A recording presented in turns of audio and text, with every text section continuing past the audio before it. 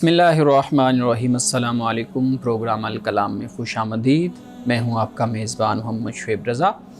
ناظرین کرام، یہ پروگرام جو سٹی نیوز نیٹ ورک اور ادارہ فکر جدید کے اشتراک سے شروع کیا گیا ہے، اس کے پہلے حصہ میں ہم قرآن کریم کی کچھ آیات کو سمجھنے کی کوشش کرتے ہیں، ان کا فہم حاصل کرنے کی کوشش کرتے ہیں، اور اس کے ساتھ ساتھ کچھ بہت اہم سوالات کو پروگرام کا حصہ بناتے ہیں۔ حسب سابق ہمارے ساتھ شریک گفتگو ہیں جناب محمد امانت رسول صاحب۔ مان صاحب، بہت شکریہ آپ کے وقت کا۔ میری معاونت کے لیے موجود ہیں شارق رسول۔ شارق، تھینک یو سو مچ۔ ناظرین کرام، آپ کی سکرین پہ ہمارا واٹس ایپ نمبر آ رہا ہوگا، آپ اپنے سوالات ہمیں بھیج سکتے ہیں، ہم انشاءاللہ آپ کے سوالات کو ضرور ایڈریس کریں گے۔ امانت صاحب، ہم گفتگو کر رہے تھے سورۃ الشعراء میں، جہاں پہ حضرت لوط علیہ السلام کا وہ واقعہ بیان ہو رہا ہے مختصر انداز میں۔ اب اس پہ آپ نے بڑی سیر حاصل گفتگو کی تھی اور ہمارے ناظرین کے لیے چیزیں واضح کی تھی کہ جیسے ہمارے ہاں آج کل ایک ہم جنس پرستی والا جو عنصر سامنے آ رہا ہے، اس پہ بھی آپ نے چیزوں کو ہمارے سامنے جو ہے نا وہ پیش کیا تھا۔ میں چاہوں گا کہ آپ پہلے کچھ قرآن کریم کی آیات پڑھ لیں تاکہ پھر اس کے بعد ہم اس پہ گفتگو کر سکیں۔ ٹھیک ہے۔ بسم اللہ الرحمن الرحیم۔ ہم نے گزشتہ پروگرام میں جہاں پہ اختتام کیا تھا جی وہ یہ تھا کہ حضرت لوط علیہ السلام کے بارے میں اللہ فرماتا ہے کہ ہم نے اسے نجات دی اور جو اس کے ساتھ تھے سب کو، اہل کو ہم نے نجات دی، مگر جو اس کی بیوی تھی بوڑھی، وہ پیچھے رہ جانے والوں میں تھی، یہ بیان کیا۔ لیکن یہاں پر میں نے ایک نقطہ بیان کیا تھا کہ جب کوئی قوم یا کوئی شخص اپنی نافرمانی اور سرکشی میں اپنی انتہا پر پہنچ جاتا ہے تو اس کے بعد وہ اپنے خیر خواہ کو، اپنے ناصح کو بھی نقصان پہنچانے سے باز نہیں آتا۔ بالکل ٹھیک ہے۔ یہ سمجھتا ہے کہ بھئی یہ جو ہے یہ میرے مفادات کو نقصان پہنچا رہا ہے اور جو میں چاہتا ہوں یہ اس میں رکاوٹ ہے، تو لہٰذا جو ناصح، خیر خواہ، مبلغ، داعی، بڑا استاذ جو بھی ہے وہ پھر اس کی جان کا بھی دشمن بن جاتا ہے۔ یہاں پر تو یہ دھمکی دی ہے حضرت لوط علیہ السلام کی قوم نے کہ اگر تو باز نہ آیا اے لوط تو پھر کیا ہوگا، تم نکالے جانے والوں میں سے ہو جاؤ گے، یعنی تمہیں ہم اپنی بستی سے، صدوم سے ہم تم کو نکال دیں، یعنی جو گناہ یا جو عمل ہم کر رہے ہیں ہمیں اس پہ منع نہ کرو، منع نہ کرو، ہمیں اس پر چھیڑو نہیں۔ اچھا، ایک اور مقام پر ابھی میرے سامنے یہ ہے، یہاں پر یہ فرمایا ہے کہ فما کان جواب قومی، تو جب حضرت لوط علیہ السلام نے اپنی قوم سے یہ کہا کہ انکم لتاتون الرجال وتقطعون السبیل وتاتون فی نادیکم المنکر، کہ تم مردوں کے پاس جاتے ہو، تم راستہ کاٹتے ہو، رازنی کرتے ہو، اور تم علل اعلان مجلسوں میں بیٹھے برائی کرتے ہو۔ اچھا، یہ سب کچھ بیان کرنے کے بعد جب یہ بیان کر دیا تو فما کان جواب قومی، تو قوم کے پاس کوئی اس کا جواب نہیں تھا، جیسے ہم کہتے ہیں کہ لاجواب ہو گئے۔ لاجواب ہو گئی، یعنی کہ آپ ایک برائی کر رہے ہیں، اپنی نفس پرستی کر رہے ہیں، خواہش پرستی کر رہے ہیں، تو اس نفس پرستی کرنے والے کے پاس کیا اس کا جواب ہو سکتا ہے؟ بالکل صحیح۔ جبکہ حضرت لوط علیہ السلام نے یہ بھی کہا کہ بھئی آپ میری بیٹیاں ہیں، یعنی بیٹیوں سے مراد قوم کی بیٹیاں ہیں، ایک جائز راستہ یعنی ہے، خواتین، ان سے نکاح کر لو، ان سے شادی کر لو، اپنی اس خواہش کو اس طریقے سے پورا کرو۔ تو ایک جائز راستہ اور ایک بالکل صحیح بات اخلاقی حوالے سے بھی، اور وہ بنی نوع انسان میں تسلیم شدہ طریقہ ہے صدیوں سے انسانی تخلیق کا اور انسان کی اس خواہش کی تکمیل کا، جو بالکل جائز راستہ ہے، حلال راستہ ہے، وہ فطرت کے بھی عین مطابق ہے، عادت کے بھی عین مطابق ہے۔ اب ان کے پاس جواب تو کوئی نہیں تھا، یعنی وہ اس کے مقابلے میں کیا لاجک پیش کر سکتے تھے سوائے اس کے کہ بھئی ہماری مرضی، ہم جو چاہیں کریں، یہی ہو سکتا تھا نا اس کا جواب۔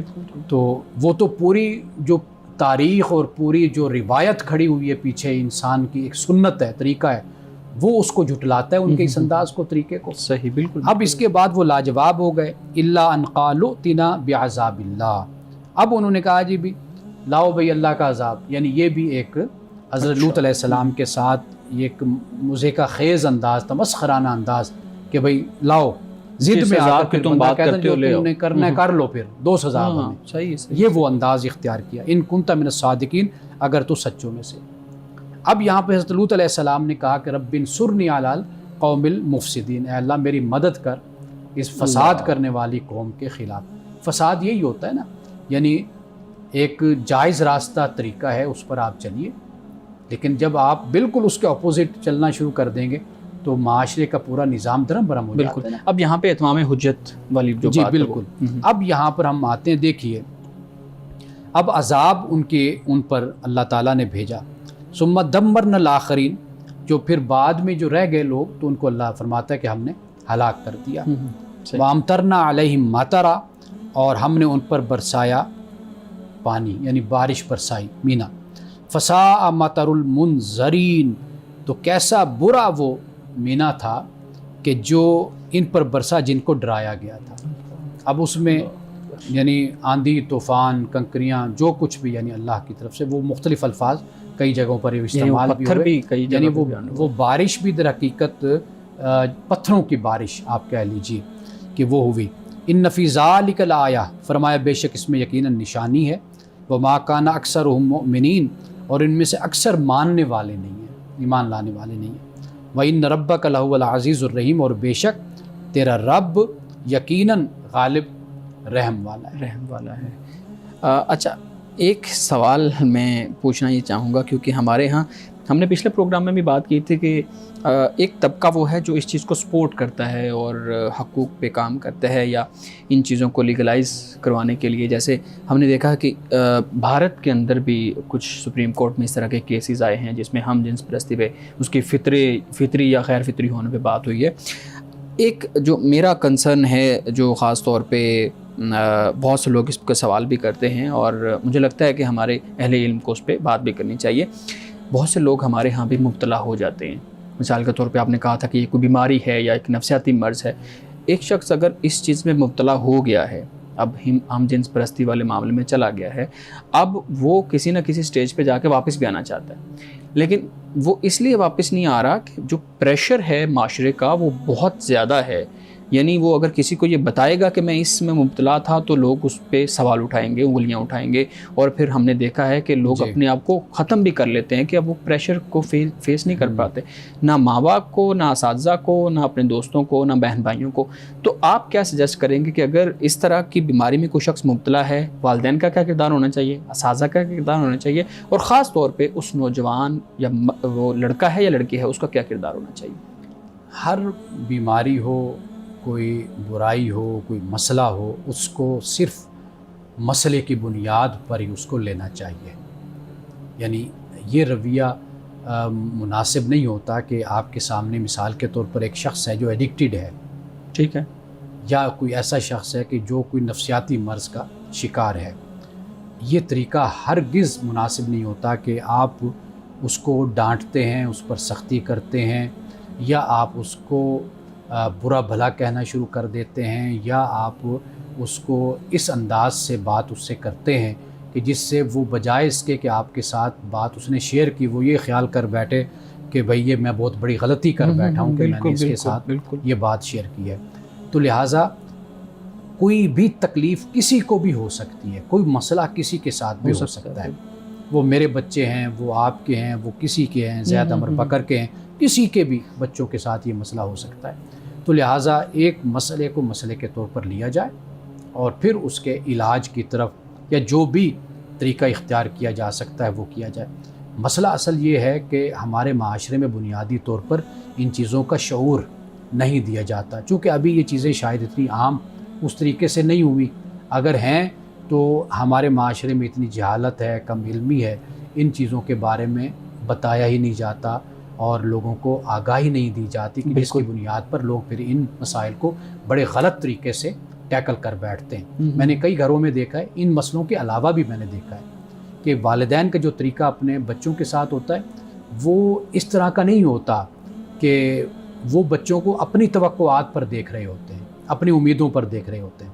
اس پر جب بچے نہیں اتر رہے ہوتے تو پھر وہ بچوں کے ساتھ ڈائیلاگ کرنے کے بجائے وہ بچوں کو ڈانٹتے ہیں، ان پر سختی کرنا شروع کر دیتے ہیں، زبردستی اور جبر کرنا شروع کر دیتے ہیں.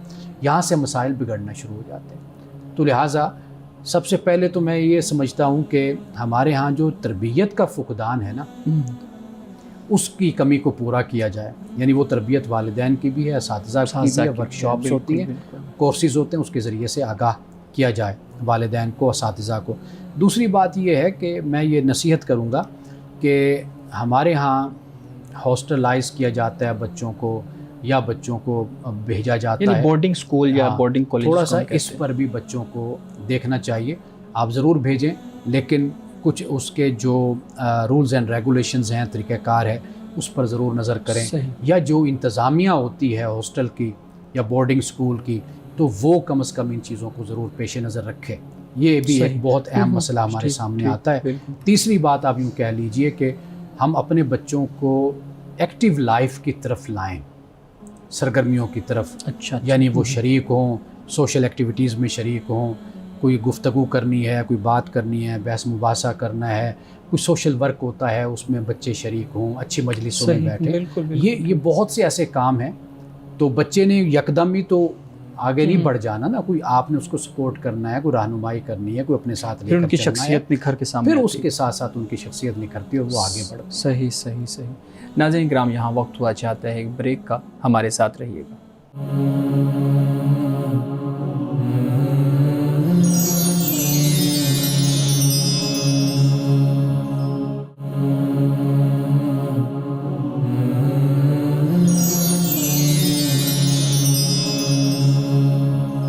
پروگرام میں ایک دفعہ پھر خوش آمدید. یہ شارق، آپ سوال کرنا چاہ رہے تھے. جی، جس موضوع پر ڈسکشن ہو رہی ہے اس میں ایک پرسپیکٹیو یہ بھی پایا جاتا ہے کہ جیسے فطرت کا تقاضا ہے کہ مرد اور عورت نکاح کریں اور پھر ایک اچھے معاشرے کی، بہترین معاشرے کی جو ہے افزائش ہو.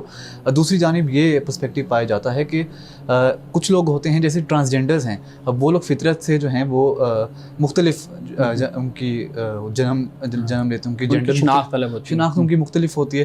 تو ان لوگوں کے لیے کیا طریقہ کار ہونا چاہیے؟ کیونکہ اب وہ لوگ جو ہیں وہ کس طرح زندگی گزاریں، کیونکہ ان کی جو شناخت ہے وہ عام لوگوں سے مختلف ہے.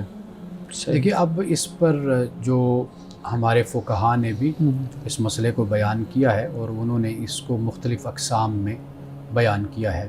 یعنی مثال کے طور پر جیسے خنثی مشکل کی ایک اصطلاح ہمارے ہاں استعمال ہوتی ہے. یعنی ایک ایسی صورت ہے کہ انسان کا رجحان مرد کی طرف ہے، یا اس کے جو اعضاء ہوتے ہیں وہ چھوٹے سے آپریشن کے ذریعے سے یا کسی اور طریقے سے وہ ایک خاص جنس میں جا سکتے ہیں، صنف میں. یعنی وہ مرد ہو جاتے ہیں یا وہ عورت ہو جاتے ہیں. یا یہ صورت ہوتی ہے کہ ان کا زیادہ رجحان جو ہے وہ مرد کی طرف ہے تو ان کو مرد شمار کیا جاتا ہے. یعنی مثال کے طور پر ہمارے ہاں آپ نے جس طرف اشارہ کیا، جب مردوں والی ان میں علامات ہوتی ہیں تو وہ گھروں میں پھر داخل ہمارے ہاں وہ نہیں ہوتے، ان کو مرد ہی شمار کیا جاتا ہے. عورتیں گھر میں نہیں آنے دیتی، ان کا پردہ ہوتا ہے. لیکن اگر وہ عورتوں والے ان کا رجحان زیادہ ہوتا ہے، اس طرف زیادہ میلان ہوتا ہے. یعنی جیسے انسان بڑا ہوا تو واضح بات ہے کہ جسم سے بھی پتہ چل جاتا ہے کہ بھئی یہ مرد ہے یا یہ عورت ہے، اس کا رجحان زیادہ کس طرف ہے. تو پھر ان کے ساتھ جو احکام اور معاملات ہوتے ہیں وہ پھر ویسے ہی کیے جاتے ہیں کہ جیسے مردوں کے ساتھ کیے جاتے ہیں یا پھر عورتوں کے ساتھ کیے جاتے ہیں. صحیح. ایک سوال مزید اگر آپ مجھے اجازت دیں تو اسی پہ میں کر لوں. ایک اعتراض ہمارے جو LGBTQ پوری کمیونٹی ہے اس میں نان بائنری کی اصطلاح بھی استعمال ہوتی ہے، جینڈر فلوئڈٹی کی اصطلاح بھی استعمال ہوتی ہے، لیکن بنیادی سوال ان کی طرف سے یہ کیا جاتا ہے کہ بھائی آپ جرم سے نفرت کریں، آپ گناہ جس کو آپ تصور کر رہے ہیں اس سے نفرت کریں. آپ وہ لوگ جو اپنی شناخت یہ ظاہر کرتے ہیں ان سے نفرت کیوں کرتے ہیں؟ ان کا جینا کیوں حرام کرتے ہیں؟ ان کو نقصان کیوں پہنچاتے ہیں؟ ان کے حقوق کے لیے تو کام کریں. چلیں آپ اس کو گناہ ہی سمجھیں لیکن ان کو تو نہ نقصان پہنچائیں. دیکھیے، یہ ایک عمومی رویہ ایک معاشرے میں ہوتا ہے. یہ جن کی بات کر رہے ہیں اس کے علاوہ بھی ہمارے معاشرے کا اجتماعی طور پر رویہ کوئی صحیح نہیں ہوتا. صحیح. یعنی ہم ٹرانسجینڈر کے ساتھ کیا سلوک کرتے ہیں، جو ہمارے ہاں خواجہ سرا کہلاتے ہیں، ان کے ساتھ ہمارا رویہ کیا ہوتا ہے آپ وہ دیکھ لیجئے. ہم امیر کے ساتھ کیا رویہ اختیار کرتے ہیں، غریب کے ساتھ کیا رویہ اختیار کرتے ہیں. ہم اسی طریقے سے مختلف آپ سوسائٹی میں آپ دیکھ لیجئے. یہ اس کا تعلق اس سے نہیں ہے کہ بھئی یہ کوئی گناہ گار ہے یا مجرم ہے یا فلاں ہے تو لہٰذا اس کے ساتھ یہ سلوک کیا جاتا ہے. یہ ایک پہلو اس بنیاد پر ہو سکتا ہے کہ ہمارے ہاں بہت زیادہ ریلیجیوسٹی جس کو کہا جاتا ہے، بڑا اپنے اوپر مذہب کا رنگ ہم چڑھا لیتے ہیں اور اس بنیاد پر ہم دوسروں سے دوری اور نفرت اختیار کرتے ہیں کہ اس میں یہ خرابی ہے، اس میں یہ خرابی ہے. اور کئی دفعہ آپ دیکھ لیجئے کہ مذہبی بنیادوں پر بھی کہ یہ بدعقیدہ ہے جی، ہم نے اس سے سلام نہیں کرنا، اس سے ایسے بات ہی نہیں ہے۔ کرنی، تو یہ ایک مجموعی طور پر ہمارے معاشرے کی بدقسمتی ہے کہ یہ تفریق اور یہ تقسیم ہمارے ہاں پائی جاتی ہے۔ لیکن میں نے بہت سے علماء کو بھی دیکھا ہے اور بہت سے لوگوں کو دیکھا ہے کہ جو جرم سے نفرت کرتے ہیں، مجرم سے یعنی گناہ گار سے نفرت نہیں کرتے، گناہ سے کرتے ہیں۔ یعنی اس بنیاد پر میں نے ایسے لوگوں کو دیکھا ہے کہ جو ان کو بڑا ایڈجسٹ کرتے ہیں، ان کے ساتھ بڑے اچھے طریقے سے چلتے ہیں، ان کی اصلاح کا کام کرتے ہیں۔ اگر یہ خدا نخواستہ کسی ایسے کام میں اپنے آپ کو انوالو کرتے ہیں کہ جو غیر اخلاقی ہے یا غیر مذہبی، اس سے بھی ان کو نکال کر ان کی معیشت کو بڑا بہتر کر دیتے ہیں، فائنینشلی ان کو سپورٹ کرتے ہیں تاکہ یہ ایک آسودہ زندگی گزاریں، ادھر ادھر انوالو نہ ہوں۔ تو ہم نے یہ بھی دیکھا ہے، اگرچہ یہ آٹے میں نمک کے برابر ایسے لوگ ہیں، لیکن بہرحال یہ بھی ہے۔ تو لہٰذا کسی خاص اینگل سے بات کرنے کے بجائے پورے معاشرے کی جو مینٹیلٹی اور سوچ ہے اس کو درست کرنے کی ضرورت ہے۔ بالکل صحیح ہے جی مولانا صاحب، آگے آیات۔ اب اس کے بعد حضرت شعیب علیہ السلام کی یعنی لوط علیہ السلام کا ذکر مکمل ہو گیا۔ صحیح۔ اب اس کے بعد حضرت شعیب علیہ السلام، اور آغاز کیسے ہوتا ہے تو فرمایا کذب اصحاب الایکۃ المرسلین، کہ اصحاب ایکہ نے رسولوں کو جھٹلایا۔ اب ایکہ سے مراد جنگل، جھاڑیاں، یہ کہا جاتا ہے کہ بھئی چونکہ یہ بڑی خوشحال قوم تھی، اچھا، جیسے زراعت ہوتی ہے، باغات ہوتے ہیں، اس کے یہ مالک ہوا کرتے تھے، تو بڑے زرخیز کاروباری لوگ بھی تھے، تجارت بھی کرتے تھے، معاشی طور پہ تو اصل میں زراعت سے ایکہ جو ہے یہ اس طرف اشارہ ہے، صحاب الایکہ، کہ یہ اچھے خوشحال کھاتے پیتے لوگ تھے۔ اچھا، تو یہ جو ایکہ ہے یہ کسی بستی کا نام نہیں ہے؟ تو یہ یعنی ایکہ عربی زبان میں تو جنگل کو کہتے ہیں یا جھاڑیاں، یا یہ ہو اس سکتا کے لیے ہے استعمال یہ کیا وہاں پہ جاتا ہے۔ رہتے ہوں تو اس ایریے کو، جی، یعنی وہ اشارہ قرآن مجید ان کی متمول ہونے کی طرف صحیح ہے، اور ان کے مالدار ہونے کی طرف اشارہ کر ٹھیک رہا ہے۔ ٹھیک۔ اذ قال لهم شعیب الا تتقون، جب انہیں حضرت شعیب علیہ السلام نے کہا کیا تم تقوی نہیں اختیار کرتے؟ انی لکم رسول امین، تو حضرت شعیب علیہ السلام نے کہا کہ بے شک میں تمہارے لیے کیا ہوں؟ رسول امین ہوں، ایک معتبر رسول ہوں میں۔ فاتقوا اللہ واطیعون، اللہ کا تقوی اختیار کرو اور میری فرما برداری کرو۔ وما اسألکم علیہ من اجر، میں تم سے اس پر کسی اجر کا سوال نہیں کرتا۔ ان اجری الا علی رب العالمین، کہ بے شک میرا اجر صرف اور صرف رب العالمین پر ہے۔ اوفل، اب اس کے بعد حضرت شعیب علیہ السلام نے یہاں تک جو بات بیان فرمائی ہے وہ یہ وہی بات ہے کہ جو پہلے ہم پڑھ کر آئے ہیں۔ اب جو اس قوم میں جو خرابی تھی اب اس کا ذکر یہاں پر۔ صاحب اگر آپ مجھے اجازت دیں تو یہ ایک چیز واضح کر دیں، حضرت شعیب علیہ السلام کا ذکر تو ہم ایک جگہ پہ وَإِلَىٰ مَدْيَنَ أَخَاهُمْ شُعَيْبًا وہ پڑھتے ہیں نا، تو وہ تو مدین کا وہاں پہ ہے، تو کیا وہ حضرت شعیب علیہ السلام الگ ہیں اور یہ اصحاب ایکہ والے شعیب علیہ السلام الگ ہیں؟ نہیں، یہ ایک ہی ہے۔ جو شعیب حضرت موسیٰ علیہ السلام جس کی طرف گئے تھے، جی جی، جن کے پاس جا کے رہے تھے، دوسرے ہیں۔ باقی جو یہ رسول ہیں یہ وہی ہیں، یعنی انہی کا ذکر، جیسے حضرت موسیٰ علیہ السلام کا ذکر ہے کئی مقامات پر، حضرت نوح کا ذکر ہے، حضرت ہود کا، حضرت صالح کا، وہ علیحدہ کریکٹر تو نہیں نا، یہ وہی حضرت شعیب علیہ السلام ہے کہ جن کا ذکر مدین کا وہاں پر بیان ہوا ہے۔ صحیح صحیح۔ اچھا مان صاحب، میرے خیال میں آج یہاں تک یہ آیات رکھتے ہیں، اور اس کے بعد پھر ہم یہاں سے آگے جو ان کے اندر خرابیاں تھیں اگر آپ دیکھ لیں، اگر اس کو مزید آگے بہتر ہے کہ ہم اگلے کل ہم اس پر قیامت کے دن جو عذاب ہوگا وہ جسم کو ہوگا یا روح کو ہوگا، کیونکہ بہت دفعہ ہم دیکھتے ہیں کہ لاش ملتی ہی نہیں ہے، اسی طریقے سے وہ مٹی میں مل جاتی ہے، اسی طریقے سے جانور کھا جاتے ہیں، تو اس پہ بات کیجیے۔ قرآن مجید نے واضح طور پر اس بات کو بیان کیا ہے کہ اللہ سبحانہ و تعالیٰ جو انسان دنیا سے چلے گئے، خواہ وہ کسی جگہ پر بھی ہوں گے، اللہ ان کو اٹھائے گا۔ اچھا، سورہ اسرافیل جب پھونکا جائے گا، حضرت اسرافیل علیہ السلام سور پھونکیں گے، وہ مختلف مراحل قرآن پاک نے بیان کیے ہیں کہ اٹھیں گے، پھر وہ بے ہوش ہو جائیں گے، مر جائیں گے، پھر اس کے بعد پھر سور پھونکا جائے گا تو پھر وہ اٹھ کھڑے ہوں گے۔ یہ قرآن مجید نے اس کو بیان کیا۔ تو واضح بات ہے قرآن مجید جو اسلوب اور جو انداز اختیار کر رہا ہے اس سے معلوم یہی ہوتا ہے کہ وہ جسم کے ساتھ ہی انسانوں کو اٹھایا جائے گا۔ اللہ کے پاس حاضر، اللہ سبحانہ و تعالیٰ جو انسان کو پیدائش سے پہلے یعنی انسان کچھ نہیں تھا، نتھنگنیس سے وہ ایگزسٹنس میں انسان کو لایا، عدم سے وجود میں انسان کو لایا.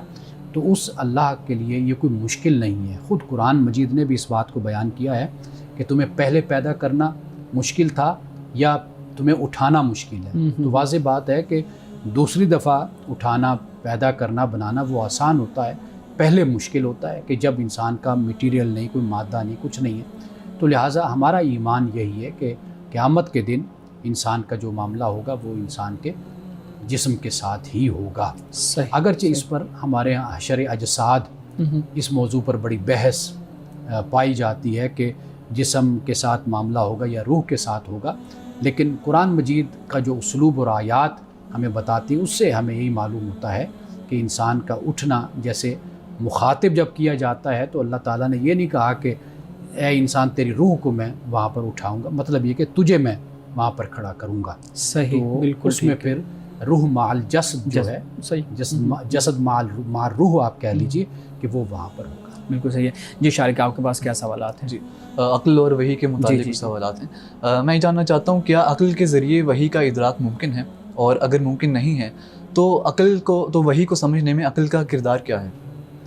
پہلی بات، قرآن مجید نے روح، وحی، اس حوالے سے سورۃ بنی اسرائیل میں فرمایا یسألونک عن الروح قل الروح من امر ربی، کہ روح کے بارے میں آپ سے پوچھتے ہیں تو آپ انہیں کہہ دیجئے کہ یہ میرے رب کا امر ہے. بس اتنا اللہ پاک نے اس کا جواب دیا. اس کی ماہیت، اس کی حقیقت، اس کی کیفیت ہم نہیں جان سکتے. ٹھیک ہے. ہاں، لیکن اس وحی کے ذریعے سے جو احکام دیے جاتے ہیں، جو بیان دیا جاتا ہے، اس کو عقل سمجھ سکتی ہے، اس کو سمجھتی ہے. مثال کے طور پر اللہ سبحانہ و تعالیٰ نے ہمیں جو عقل کی دولت دی ہے، اسی کی بنیاد پر ہی ہم مکلف ہیں، اسی بنیاد پر ہی ہم قیامت کے دن اللہ کو جواب دیں گے، جواب دیں گے، اسی عقل کی بنیاد پر. وہ کیا ہے؟ اللہ نے فرمایا نماز پڑھو، ہمیں پتہ ہے نماز ہے.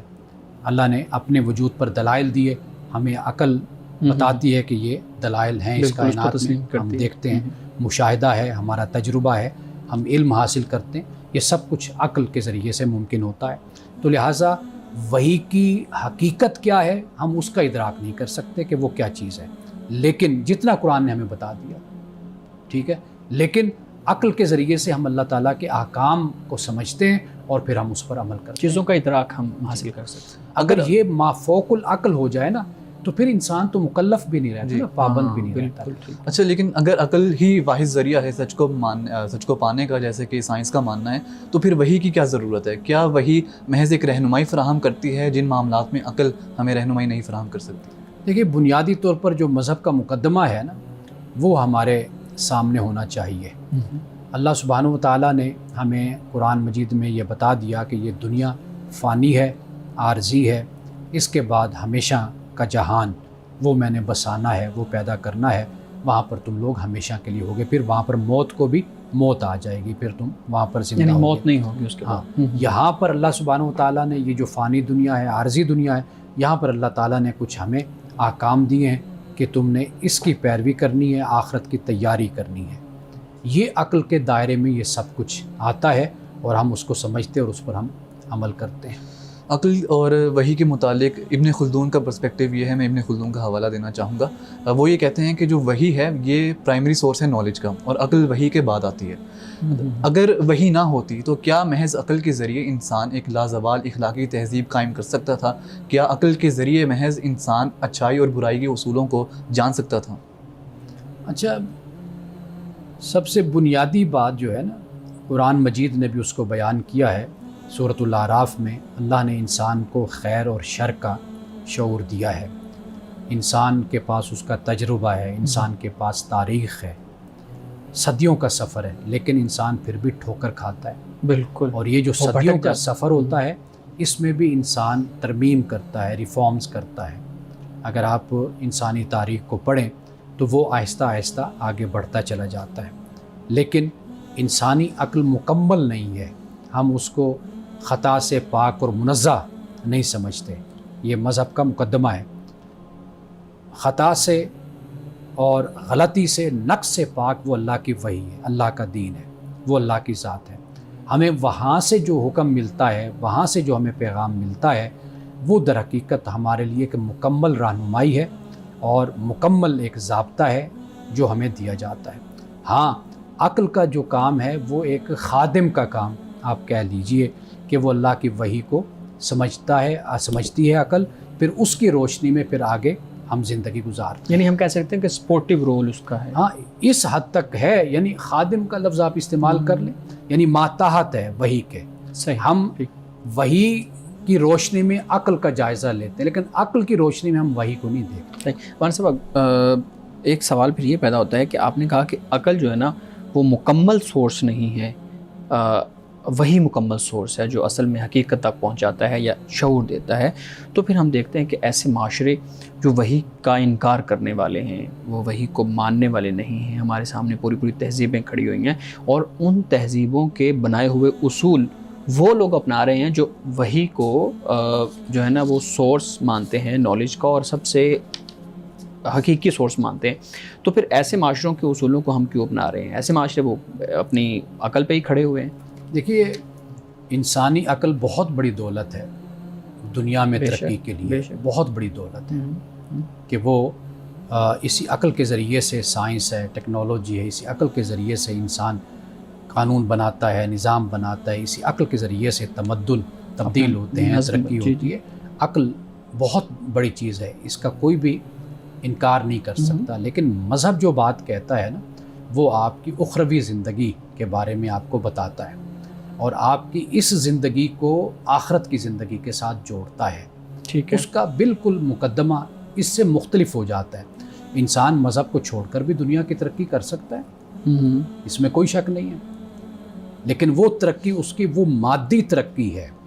لیکن جب ہم انسان کی اخلاقی اور روحانی ترقی کی بات کرتے ہیں، اس حوالے سے کہتے ہیں، تو مذہب اس پر آ کر آپ کو پھر گائیڈ کرتا ہے اور آپ کو ہدایت دیتا ہے اور آپ کی رہنمائی کرتا ہے۔ تو پھر ہم یوں کہہ سکتے ہیں انسان اپنی عقل کی روشنی میں اپنے مفادات کی بنیاد پر بڑے فیصلے کرتا ہے۔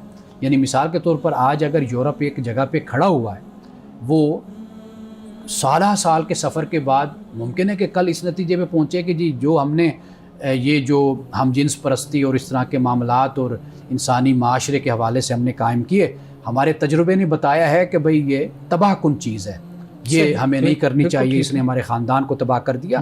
اور وہاں کے سنجیدہ لوگ، باشعور لوگ اس معاملے پر سوچتے بھی ہیں، جی، کیونکہ میں خود وہاں پر رہا ہوں، میرا ان سے رابطہ اور تعلق اب بھی رہتا ہے، ایسی بات نہیں ہے۔ ہم ایک پورے معاشرے کو اس طریقے سے پیش کر دیتے ہیں کہ جو وہاں پر سارا کچھ یہی کچھ ہو رہا ہے، تو یہ بھی ان لوگوں کا نظریہ تو جو جاتے نہیں ہیں وہاں پر، دیکھتے نہیں ہیں۔ تو لہٰذا ممکن ہے کہ جو 100 سال بعد، 50 سال بعد خود یورپ اور مغرب یہ کہے کہ یہ خرابی جو ہم نے پیدا کی تھی، ہمارے فلاسفرز نے، ہمارے بڑوں نے، یہ غلط کام ہوا ہمارے معاشرے میں۔ مذہب آپ کو وہی بات آج بتا رہے ہیں کہ آپ اپنے آپ کو درست کر لیں، اس سے یہ تباہی آئے گی۔ ٹھیک جی۔ اور کئی ساری باتیں ایسی ہیں بھی کہ جس میں یورپ نے جو ہے وہ انحراف کیا ہے اور واپس اس کا نظریہ تبدیل ہوا ہے، رجوع بھی کیا ہے، بالکل رجوع کیا، اور یہ ایک تحقیق کا سلسلہ جو جاری رہتا ہے۔ آپ کی اس بات سے کیا یہ اخذ کیا جا سکتا ہے جو آپ نے گفتگو کی کہ جو عقل کا کردار ہے وہ صرف وحی کو منو ان تسلیم کرنا ہے، اس کے متن کو ایز اٹ از ماننا ہے، اور اس میں عقل اپنی مرضی سے، اپنے طریقے سے تبدیلی رونما نہیں کر سکتی؟ دیکھیے، وحی کا معاملہ بالکل مختلف ہے۔ عقل آپ کے سیکولر جو آپ کے مسائل ہیں، طریقے ہیں، آپ اس میں اپنی عقل کو استعمال کریں۔ جیسے ابھی میں نے بتایا آپ کو، مغرب ہے، یورپ آپ کے سامنے ہے، عقل کی یعنی اپنی بنیاد پر بڑی تمدن کے ترقی اندر آپ عقل کا استعمال کریں۔ آپ ایک خاص دائرہ ہے جس میں مذہب آپ کو پابند کرتا ہے، دین آپ کو پابند کرتا ہے، جس میں آپ کی دنیاوی بہتری بھی ہے، ترقی بھی ہے، اور آپ کی اخروی روحانی ترقی دنیا کی بھی ہے، اور آخرت کی کامیابی بھی۔ وہ مذہب اور دین اس بارے میں آپ کو آگاہ کرتا ہے۔ تو باقی عقل آپ اس کو کھل کے استعمال کریں، اور علماء ہیں، ہمارے فقہاء ہیں، بلکہ رسول اللہ صلی اللہ علیہ وسلم نے اتنی خوبصورت تقسیم بیان کی ہے، اسی عقل کی بنیاد پر ہی بیان کی ہے۔ یعنی ایک وہ ہے کہ جو اس طریقے سے ہے کہ خود سیراب ہو جاتا ہے، ایک وہ شخص ہے کہ جو سیراب خود بھی ہوتا ہے، دوسرے کو بھی سیراب کرتا ہے۔ سبحان۔ ایک شخص وہ ہے کہ جو نہ خود سیراب ہوتا ہے نہ دوسرے کو کرتا ہے۔ اب یہ 3 قسم کے لوگ رسول اللہ نے بیان فرمائے ہیں، اور جو خود سیراب ہوتے ہیں، دوسروں کو سیراب کرتے ہیں، آپ پڑھ کر دیکھ لیجئے، یہ وہ لوگ ہیں جو اپنی عقل کو استعمال کرنے والے ہیں، وہ فقیہ ہیں، بہترین اعلیٰ لوگ۔ دماغ لوگ ہیں کہ جو خود بھی فائدہ اٹھاتے ہیں اور دوسروں کو بھی فائدہ دیتے ہیں۔ صحیح، میرے خیال میں ایک بریک لے لیں، اس کے بعد مزید گفتگو کرتے ہیں۔ میں قوم لوط کے متعلق جو ہماری ڈسکشن پہلے چل رہی تھی اس پر بھی ایک سوال میں کرنا چاہتا ہوں، اس وقت موقع نہیں ملا۔ تو ہمارے ہاں جو آج کل نوجوانوں میں خاص کر رجحان ہے جو مغرب سے آ رہا ہے کہ جو لڑکیاں ہیں وہ لڑکا بننے کی کوشش کرتے ہیں اور جو لڑکے ہیں وہ لڑکیوں کی طرح بیہیو کرتے ہیں۔ اب اس کے اوپر ایک پرسپیکٹیو یہ بھی ہے کہ جو کیپٹلسٹ نظام ہے، جو سرمایہ دارانہ نظام ہے، اس نے لڑکوں کو لڑکیوں کو انفلوئنس کیا ہے، اور اس طرح کی جو لبرٹیرین تھیریز پائی جاتی ہیں کہ انسان جو ہے اپنی شناخت کا تعین اس کو خود کرنا چاہیے، نہ کہ ان ایکسٹیریئر فیکٹرز کو جو اس کے ہاتھ میں نہیں ہیں۔ اب بتایا یہ جاتا ہے کہ یہ جو نیریٹیوز بنائے گئے ہیں یہ اسپیشلی اس لیے کنسٹرکٹ کیے گئے ہیں تاکہ جو لڑکے ہیں، نوجوان لڑکے لڑکیاں ہیں، وہ سرمایہ دارانہ نظام میں جو پروڈکٹس تشکیل دیے جاتے ہیں، بنائے جاتے ہیں، ان کو کنزیوم کریں۔ جیسے لڑکیاں آزاد ہوں گی، اپنے آپ کو بولڈ شو کریں گی تو سگریٹ پئیں گی، یا پھر وہ ایسے کپڑے پہن سکتی ہیں۔ لڑکے ہیں وہ پنک کپڑے پہن سکتے ہیں، وہ ٹاپس وغیرہ لڑکیوں کا جو ساز و سامان ہے وہ استعمال کر سکتے ہیں۔ تو کہا یہ جاتا ہے کہ باقاعدہ ایک نیریٹیو ہے، ایک ذہن سازی کی گئی ہے سرمایہ دارانہ نظام کے تحت، جس کی وجہ سے ہمارے ہاں نوجوانوں میں یہ رجحان پیدا ہو رہا ہے کہ وہ اپنی فطرت سے انحراف کر رہے ہیں۔ اس پر آپ کیا رائے؟ یہ بہت خوب آپ نے بات کہی ہے۔ ہم اب تک جتنی بات کرتے رہے وہ دوسرے پس منظر میں ہم بات کرتے رہے، وہ فلسفہ وہ ایک تھا، مذہبی اور فلسفہ مذہب کے تھا، پوائنٹ سے، یا ایک سماج تھا، اس پہلو سے ہم بات کرتے رہے۔ یہ میں آپ کی اس بات سے 101% متفق ہوں کہ واقعی ایسا ایک پہلو یہ بھی ہے، یعنی یہ ایک معاشی کیپٹلزم پہلو ہے۔ ہاں، کیپٹلزم میں اس میں یہی ہے کہ وہ ان کے ذہن میں جو بات ہے وہ یہ ہے کہ کیا چیز بک سکتی ہے، کیا چیز بیچی جا سکتی ہے، پروفٹ، کیونکہ یعنی سب سے اہم چیز ان کا پروفٹ ہے، ان کا مادیت ہے، ان کا مال اور دولت ان کا کمانا ہے۔ اس میں پھر اخلاقیات کو پس پش ڈال دیا گیا، مذہب کو پس پش ڈال دیا گیا۔ ان کو اس سے بھی کوئی غرض نہیں ہے کہ معاشرے میں بگاڑ ہوتا ہے، فساد پیدا ہوتا ہے۔ تو یہ پہلو بھی بہت اہم ہے، اس پر بھی توجہ کی جانی چاہیے۔ جو بھی آپ کو ایک نیریٹیو نظر آتا ہے سوسائٹی میں، ایک چیز نظر آتی ہے، آپ دیکھیے ہمارے ہاں آپ کسی شخصیت کو امیج بلڈنگ کا ایک لفظ ہمارے ہاں استعمال ہوتا ہے کہ آپ کسی کو بہت نیک، پارسا، زاہد، عابد دکھانا چاہتے ہیں تو وہ بھی آپ نیریٹیو بلڈنگ کے ذریعے سے، امیج بلڈنگ کے ذریعے سے بنا لیتے ہیں۔ کسی کو بہت زیادہ آپ نے دکھانا ہے کہ یہ برا انسان ہے، اسی طریقے سے آپ اس کو آگے کریں گے۔ یہی معاملہ کیپٹلزم ہے یا کیپٹلسٹک سوسائٹی جس کو ہم کہتے ہیں، اس میں بالکل یہی طریقہ اختیار کیا جاتا ہے تاکہ لوگوں کو ذہنی طور پر جسے کہتے ہیں کہ مسمرائز کر دیا جائے، ان کو سحر زدہ کر دیا جائے، تاکہ ایک مادیت کی ایک دوڑ ہو جس میں سارے شریک ہو جائیں اور اس میں پھر اخلاقیات کو بھول جائیں اور صرف آزادی اور اس کو اپنا مطمع نظر بنائیں، اور وہ آزادی کہ جو قانون کی یا مذہب کی یا کسی اخلاقیات کی یا اقدار کی پابند نہ ہو۔ صحیح، یعنی اس میں جو سینٹرل پوائنٹ ہے وہ صرف معیشت کو اور مادی فائدے کو، مادیت بنیادی بات۔ لیکن ایک طرف یہ تو کہا جا سکتا ہے کہ یہ کنسٹرکٹ ایک نیریٹیو ہے، لیکن اس کی جو حقیقت ہے، جو اس کی اپنی نوعیت ہے کہ اس طرح کی جو ڈسکشنز ہیں، ڈیبیٹس ہیں، کیا ان کی کوئی اور کیپٹلزم کے علاوہ یا اکنامک اسپیکٹ کے علاوہ کوئی اپنی ریالٹی نہیں ہے؟ کیا یہ بحث جائز نہیں ہے کہ انسان جو ہے اس کے اختیار میں جو نہیں ہے، اس کے ذریعے اس کی شناخت تشکیل پا رہی ہے، اس کو نہیں معلوم کہ وہ کہاں پیدا ہوگا، اس کی کیا جو ہے وہ اس کا رنگ کیا ہوگا، کیا ذات اس کی ہوگی، تو جو فیکٹرز اس کے ہاتھ میں نہیں ہیں، کیا یہ انصاف کا تقاضا یہ نہیں کہ انسان خود اپنی مرضی کے ذریعے اپنی شناخت کو تشکیل دے، نہ کہ اس کے ایکسٹیریئر فیکٹرز جو ہیں وہ اس کی شناخت کو جو ہے واضح کریں؟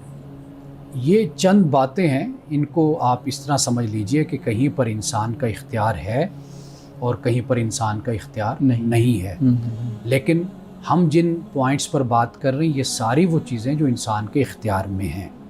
ہم اس کو یہ نہیں کہہ سکتے کہ جیسے انسان کا رنگ ہے، اس کی نسل ہے، یا انسان نے کہاں پر پیدا ہونا ہے، کس خاندان، یہ انسان اس کا انتخاب نہیں کرتا، اس کا چناؤ نہیں کرتا۔ لیکن جن پوائنٹس پر ہم بات کر رہے ہیں یہ وہ چیزیں ہیں کہ واضح طور پر وہ ایک شناخت لے کر پیدا ہوتا ہے، یعنی جو لڑکا ہے وہ لڑکے کی شناخت لے کر پیدا ہوا، جو لڑکی ہے وہ لڑکی کی شناخت لے کر پیدا ہوا۔ ہاں، اس کے بعد اگر کوئی ڈس آرڈر ہو گیا، ہارمونز کا مسئلہ ہو گیا، کوئی نفسیاتی مسائل ہو گئے، ان کو باقاعدہ طور پر اس طریقے سے حل کیا جانا چاہیے اور اس کا ٹریٹمنٹ اس کی ہونی چاہیے۔ اس کو ایز اٹ از اگر آپ قبول کر کے آگے چلتے جاتے ہیں تو پھر اس سے بہت سے اور مسائل بھی ہیں جو پھر پیدا ہوتے ہیں۔ صحیح. اچھا یہ بتائیے کہ آپ نے ابھی بھی ذکر کیا اور پچھلے پروگرام میں بھی آپ نے ذکر کیا تھا کہ یہ ایک بیماری ہے, نفسیاتی مرض ہے. ہم نے دیکھا ہے کہ بہت بڑے بڑے اسکالرز ایسے ہیں جو اس میں مبتلا رہے ہیں اور اپنی شناخت یہ ظاہر کرتے ہیں کہ ہم جنس پرست ہیں یا اس سوسائٹی سے ہیں. تو آپ اس کو کیسے آرام سے یہ کہہ رہے ہیں کہ یہ ایک بیماری ہے, اس کا علاج ہونا چاہیے؟ اتنے بڑے بڑے اسکالر جنہوں نے بڑی بڑی تھیریز دی ہیں وہ بھی اس میں مبتلا رہے ہیں. دیکھیے میں آپ کو وہ بات بتا رہا ہوں جو میں قرآن کی روشنی میں, دین کی اور مذہب کی روشنی میں نے سمجھی ہے. جو بات بنیادی بات, اب کوئی اسکالرز اس میں ہے یا کوئی پروفیسر اس میں ہے یا کوئی سائنٹسٹ اس میں ہے, تو وہ بھی تو انسان ہی ہے نا, ہے تو انسان, وہ بھی کسی نہ کسی وجہ سے متاثر ہو سکتے. ہم نے بہت سے لوگ دیکھے ہیں اپنے معاشرے میں, دیکھے ہیں کہ وہ بچپن سے جب ان کے ساتھ کوئی معاملہ ایسا ہوتا ہے, ان کے جو نفسیاتی اثرات ان کی شخصیت پر ہوتے ہیں, جس طریقے سے وہ اس ایک جسے ہم کہتے ہیں نا کہ ایک ٹراما سے گزرتے ہیں, یہ جو ان کی کیفیت ہوتی ہے یہ آگے جا کر بہت سے مسائل کو جنم دیتی ہے. تو ہم نے ان چیزوں کو بہت سنجیدہ طریقے سے, میں کسی کی توہین نہیں کر رہا, نہ کسی کی انسلٹ کرتا ہوں, نہ میں کوئی میرا ایسا مزاج ہے. میں نے آپ کو ایک بنیادی بات آپ کو بتائی کہ اس پر بھی ہمیں توجہ کرنی چاہیے. صحیح. ہاں صاحب حدیث مبارکہ بیان کیجیے گا. رسول اللہ صلی اللہ علیہ وسلم نے فرمایا, کیا میں تمہیں اس شخص کے بارے میں نہ بتاؤں جو آگ پر حرام کر دیا جائے گا. آپ نے فرمایا کہ وہ شخص آگ پر حرام کر دیا جائے گا, یعنی اس پر آگ حرام کر دی جائے گی. وہ کون سا شخص ہے؟ فرمایا جو نرم خو ہے, نرم مزاج, خوش اخلاق ہے اور آسان معاملہ کرنے والا ہے. یعنی لوگوں کے ساتھ آسان طریقے سے معاملہ کرتا ہے, مشکلات پیدا نہیں کرتا لوگوں کے لیے, اور خوش اخلاق بھی ہے, نرم طبیعت کا مالک ہے. تو فرمایا کہ یہ وہ شخص ہے کہ جو آگ پر حرام کر دیا جائے گا.